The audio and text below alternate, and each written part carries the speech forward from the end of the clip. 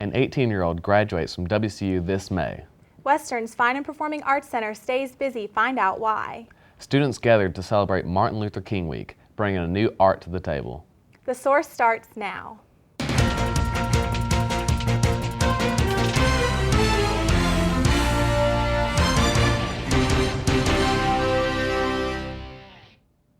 Thank you for tuning in to today's newscast. I'm Jarret Frazier. And I'm Monica Papworth. Brittany Burke is graduating from Western Carolina University this May at 18 years old. Let's find out how.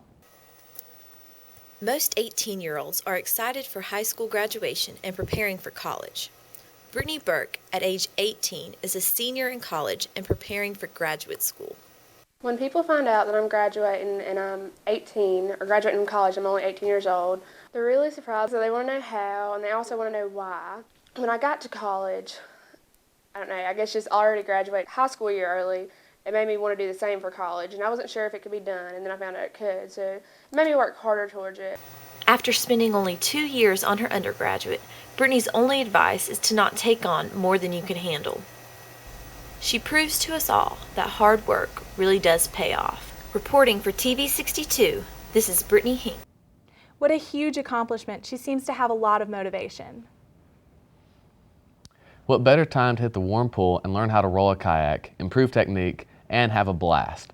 Beginners, intermediate, and advanced boaters come to the Reed Pool at WCU campus to play in the water every other Thursday from 7 to 9 p.m. All of the gear is provided and there is no fee to come to the clinic. Check out the Basecamp Cullowhee schedule to pencil in the rolling clinic in your agenda. After an active meth lab was recently busted just 3 miles from campus at Moonshine Mini Mart, it is now reopened for business. The convenience store has been renovated with new paint, a deep clean, and new products on the shelves. The store hopes to get support from the community to leave the past behind and start fresh. The snowy weather didn't stop the adventurous skiers from enjoying themselves. Let's get the story from Tucker. Typically, the words blizzard and North Carolina don't mix. This week, officials at Cataloochee Ski Resort are preparing for what could be the blizzard of the decade. I mean, right now we're expecting about 10 or 12 inches between now and Thursday morning, which will bring the total for this week to 3.5 feet. That's just simply amazing. I can't think of another time in the 12 years that I've been here that we've had that much snow in a 1-week period. The snow isn't just welcoming to the resort, it's welcoming to tourists coming from around the southeast. I'm loving it. This is my first time out here. Got a mild concussion because I've fallen so many times, but it's been great. Despite what many think, Cataloochee isn't just for the novice. It caters to experienced skiers and riders who are used to big western drops. This is our little, our minor trip before we go to Park City, Utah. One of the key components to business success is keeping the roads clear for guests. I mean, we have our own plow crew and maintain our own roads. And a lot of times we have better roads than a lot of other places. The parking lots have been full even on weekdays this season, due in part to children having days off. I'll share with you that our business for the year is up a couple percentage points over last year, which was our best year ever. Visitors are coming from across the southeast to take advantage of these ski conditions. For TV 62, I'm Tucker Horne. I'm glad to see people enjoying the snowy weather that we've been getting. Dillsboro suffers through the economy crashing. Businesses are closing and they are searching for the answer. Justin has the story.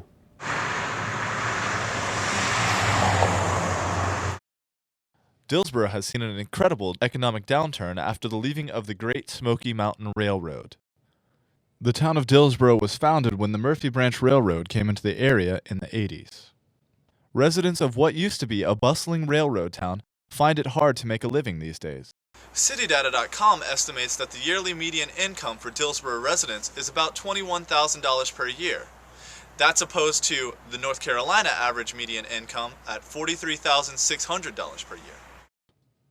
For TV 62, I'm Justin Rhodes. I'll be looking forward to seeing what the future holds for Dillsboro. A young man at the age of 13 is up against men twice his age and older in the sport of fly fishing. Tucker is in the field. His name is Andrew Brown. He's about 5 feet tall, and he's one of the most genuine and mature 14-year-olds I've ever met. He's interesting.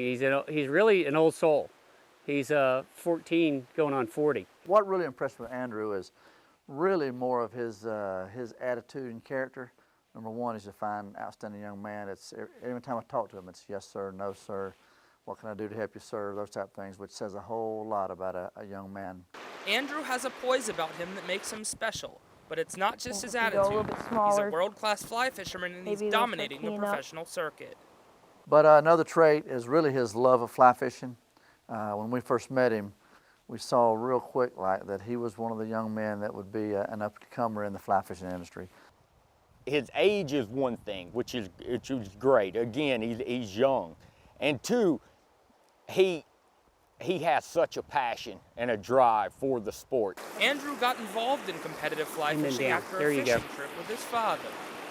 He was 7, he asked if he could use my fly rod to fish, and we hooked up a Griffith's gnat on a fly rod and started catching brim and panfish and bluegill, and that was it. He was hooked. Andrew Brown has quite the story to tell, and in a sport dominated by older men, he clearly fits in.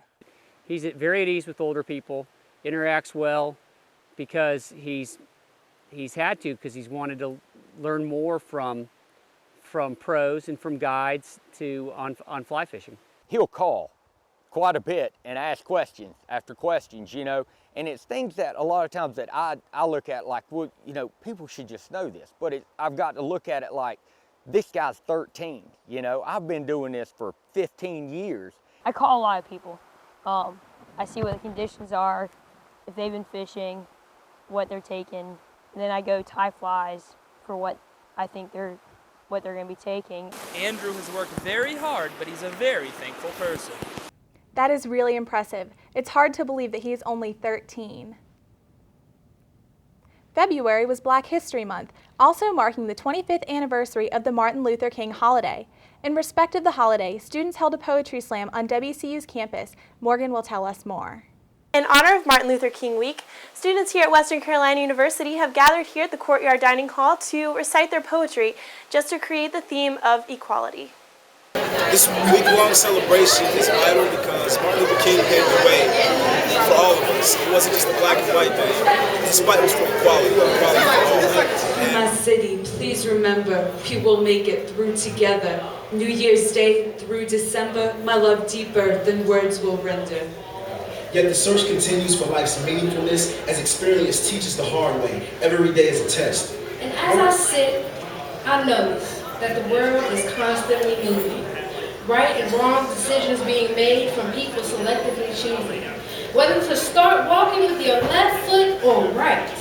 Whether to turn your back or contribute to a fight.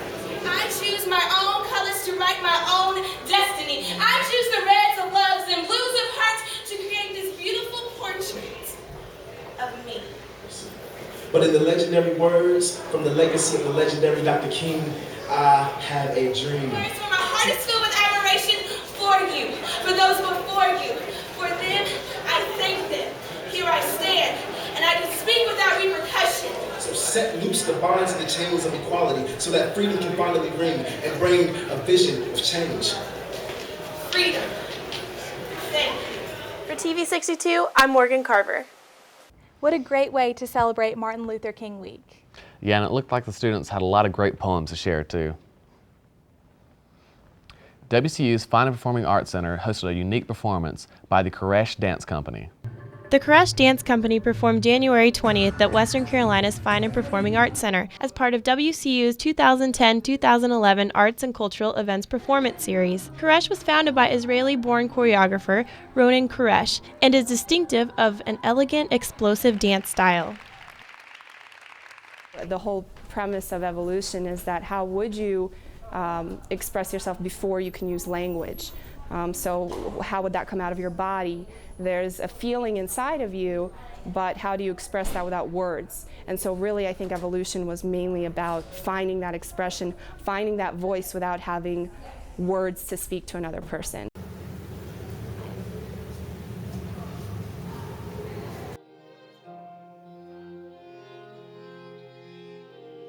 Using their bodies to tell us a story, the dancers brought poise and emotion to the stage as they performed their show, Evolution. Each dancer helped tell the story using only their bodies, each movement being a vital line in the script.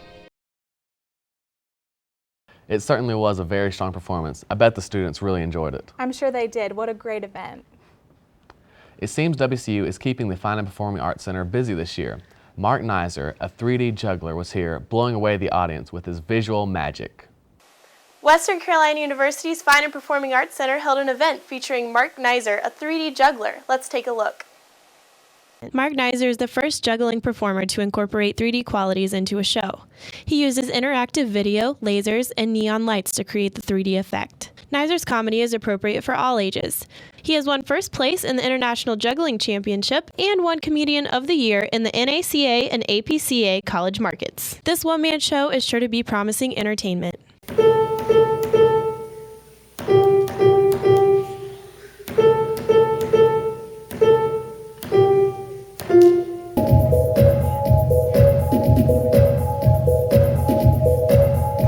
Part about my job is that I get to play and try new things out and make people laugh. I got a note from a guy one time in North Dakota. I did a show in some weird amphitheater thing, and the guy basically said he was going to kill himself, and he decided not to kill himself because it made him laugh and he thought life was worth living. Sorry. I just pulled a muscle. Luckily it's in your neck. I'm always looking for new ideas to make the show interesting and different. And this is really, I hate to say this is before the whole 3D craze. I'm the cutting edge person here. Reporting from TV 62, I'm Morgan Carver. I know the kids and even students here at WCU really enjoyed its performance. Absolutely, and those moves did not look easy. President Barack Obama delivered a 61-minute State of the Union speech, the third one of his administration. In his address, President Obama highlighted a few key points of action that he wants to focus on for the next year. Congress working together for bipartisan solutions to America's most serious issues, dedication to the revitalization of the economy through smart investment, and revamping the country's education system, all in an effort to bring America back to the top of a competitive and challenging world industry. The communications department here has a new online news feed that is student-ran. The Western Carolina Journalist presents breaking news on campus about athletics, arts and entertainment, clubs and organizations, and outdoors. Visiting the westerncarolinajournalist.com can connect you. WCU will hold the 2011 Schlittentag Showdown, their first ever recycled sled competition after the next big snowfall in Cullowhee. Sleds need to be made of 90% recycled or secondhand materials in order to qualify. The sleds must be for 2 people and will be judged on their speed, craftsmanship, and design style. The Valley of the Lilies Half Marathon will take place Sunday, April 3rd. All proceeds will go to WCU students for conference travel and professional presentations. The last day to enter the marathon will be Wednesday, March 30th. For more information about the Valley of the Lilies Half Marathon, contact the School of Health Sciences or the Department of Campus Recreation and Wellness. WCU's radio station made headlines due to a conflict of interest. Some students and alumni feel that the radio station, Power 90.5, should be a student-run organization without faculty input. Many people would like to see the station play top 40 hits during peak hours instead of the current classic rock. Faculty supervisors insist that the radio station is completely student-run and will continue to be done so. The School of Stage and Screen presented the comedy Reasons to be Pretty, February 9th through February 12th in Nigley Theater. The Neil LaBute comedy was an evaluation of male and female relationships and was intended for a mature audience. Here's a sneak peek.